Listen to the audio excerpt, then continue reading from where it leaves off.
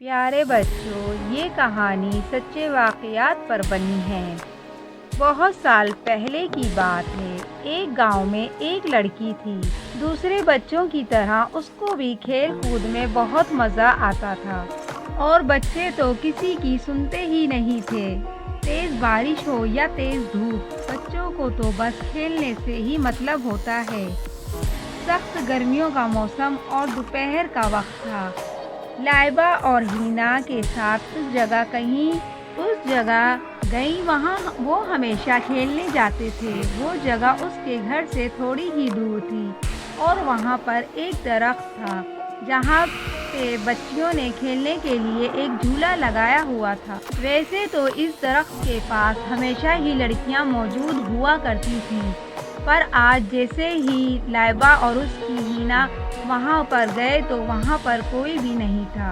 انہوں نے کہا کہ چلو اچھا ہے، آج ہم خود ہی مزہ کریں گے، اور نور بھی ان کی سہیلی آ گئی۔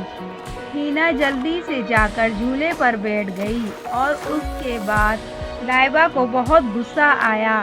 نور نے کہا پہلے مجھے بیٹھنے دو، پھر لائبہ نے اسے نہیں بیٹھنے دیا، اور ہینا غصے میں چلی گئی۔ لائبہ کو یہ احساس نہیں ہوا کہ ہینا وہاں پر اب اکیلی رہ گئی تھی۔ اچانک نور کو محسوس ہوا کہ جیسے اسے کوئی جھولا دے رہا ہے، اور آہستہ آہستہ، اور وہ تیز ہوا میں جا رہی تھی۔ اب وہ خود بھی ڈرنے لگی تھی کہ یہ اس کے ساتھ کیا ہو رہا ہے۔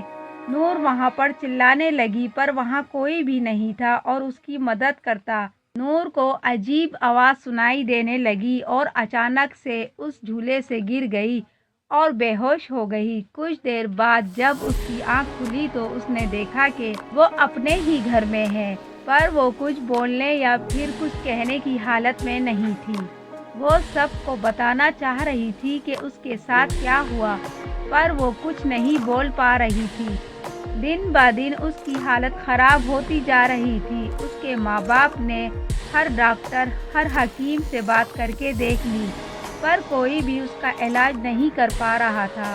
اور ایک دن نور کے بابا کسی بزرگ کو لے کر آئے۔ اس بزرگ نے ان کو بتایا کہ نور اب زیادہ دن زندہ نہیں رہ سکتی، کیونکہ وہ پوری طرح غیب کے قبضے میں آ گئی ہے۔ پھر بھی اس بزرگ نے اپنی ہی طرف سے پوری کوشش کر لی کہ وہ نور کو بچا لے، پر کچھ دن بعد ہی پتہ چلا کہ نور اب اس دنیا میں نہیں رہی۔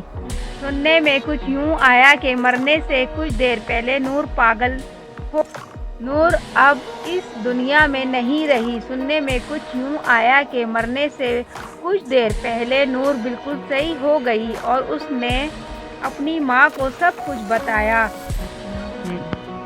جو کچھ بھی اس کے ساتھ ہوا تھا۔ اور آخری بات جو اس نے بتائی وہ یہ تھی کہ کوئی اس کے کان میں روز کہتا تھا کہ موت کا کوئی علاج نہیں۔ امید ہے سب کو کہانی پسند آئے گی۔ اور پیارے بچوں، آپ کو یہ کہانی کیسی لگی ہمیں ضرور بتائیے گا، اور ہمارے چینل کو سبسکرائب اور لائک شیئر ضرور کریں۔